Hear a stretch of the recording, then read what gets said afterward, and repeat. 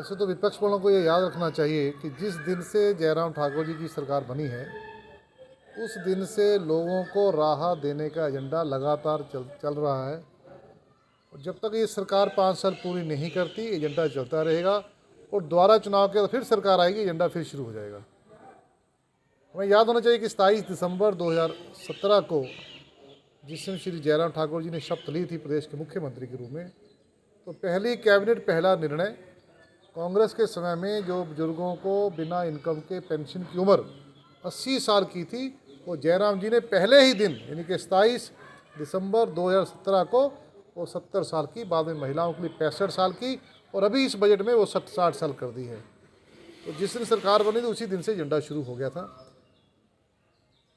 यहाँ तक ये राहत की बात है, बिजली की राहत की बात है, तो ये भी नहीं भूलना चाहिए कि पिछली सरकार के समय में जो किसानों को पर यूनिट बिजली की दर थी वो 1 रुपया थी। उससे पहले धूमल सरकार में 50 पैसे थी, कांग्रेस ने बढ़ा के 1 रुपया किया। लेकिन जैसे हमारी सरकार बनी हमने इसको 1 रुपये से 50 पैसे किया और अभी उसको दोबारा 30 पैसे कर दिया। तो कांग्रेस की सरकार आती है, किसान के लिए बिजली की दर बढ़ती है। भारतीय जनता पार्टी की सरकार आती है, वो कम होती है।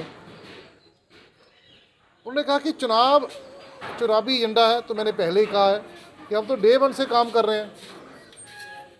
वास्तविकता ये है कि जो सरकार ने काम किए हैं, जो pro poor, pro farmer, pro labourer, pro worker, जो भारतीय जनता पार्टी की नीति है, जो कल्याणकारी नीतियाँ, कांग्रेस के लोग उससे बड़े परेशान हैं। जब मुकेश अग्निहोत्री श्रम मंत्री थे, लेबर मिनिस्टर थे, तो इनके हाथ किसने बांधे थे कि मजदूरों की दिहाड़ी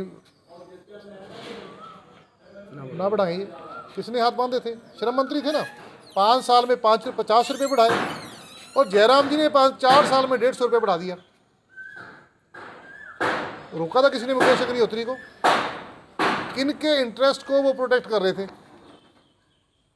कौन लोग थे जो उनको मना करते थे कि देखो मजदूरों की दिहाड़ी मत बनाना, हम वैसे आपका ख्याल रखेंगे? कौन लोग थे वो? किन लोगों के ख्यालों का ध्यान रखा मुकेश अग्निहोत्री ने? जितने हमारे पार्ट टाइम वर्कर्स हैं, कांग्रेस के समय में 2 रुपये, 10 रुपये, 20 रुपये इनकी सैलरी बढ़ती थी, मानदेय बढ़ता था। इस बजट में जितने हमारे पार्ट टाइम वर्कर्स हैं, उन पार्ट टाइम वर्कर्स का मिनिमम 900 रुपया बढ़ाया गया है। 900 रुपया बढ़ाया गया है पार्ट टाइम वर्कर्स का। आशा वर्कर्स की पिछली सरकार के समय में, जब कांग्रेस की सरकार प्रदेश में थी, तो मात्र 800 रुपया मानदेय था।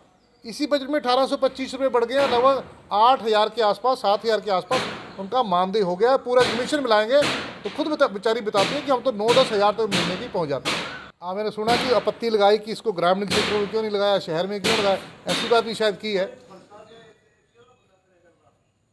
ये जो कैंप लगा है, इस कैंप का मकसद एक अनुराग ठाकुर जी की प्रेरणा से एक संस्था ने, एक NGO ने संस्था ने ये बड़ा प्रयास किया है।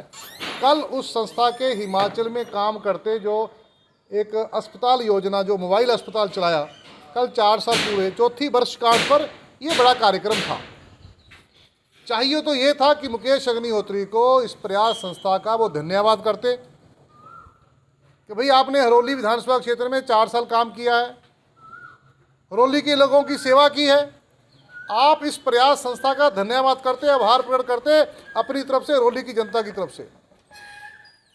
आप भी जानते हैं, मैं स्वयं इनसे लगातार जुड़ा हूं कि 4 साल से पूरे हरोली विधानसभा क्षेत्र में समेत दूसरे विधानसभा क्षेत्रों में ये जो मोबाइल अस्पताल है वो काम कर रहा है। इसमें एक डॉक्टर है, जिसमें एक फार्मासिस्ट है, और बाकी पूरा एक स्टाफ है जो लोगों की टेस्टिंग करते हैं।